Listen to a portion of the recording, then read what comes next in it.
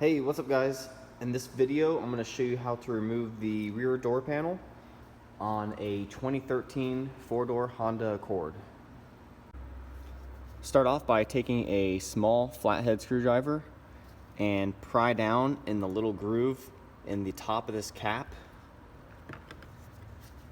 And behind there is 2 Phillips screws that need to come out.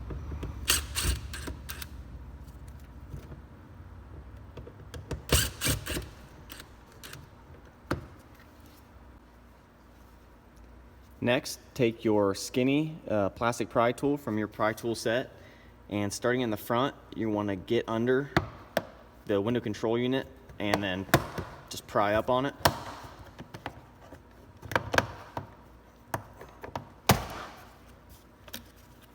And pop it off, and then there's a wire plug that needs to be unplugged. Just push on the tab in the front and pull out.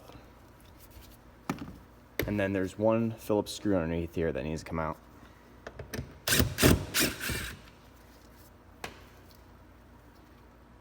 Next, take your wide plastic pry tool.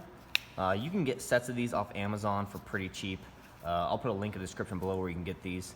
But you're going to take your wide one and drive it between the door panel and the door frame itself. And then put one hand on the door panel and the other on the pry tool and pull out at the same time.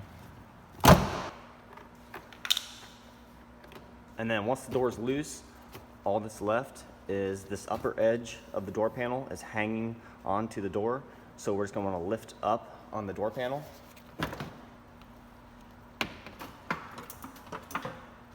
And then take the palm of your hand and you're just going to hit the interior door handle and it'll pop right out.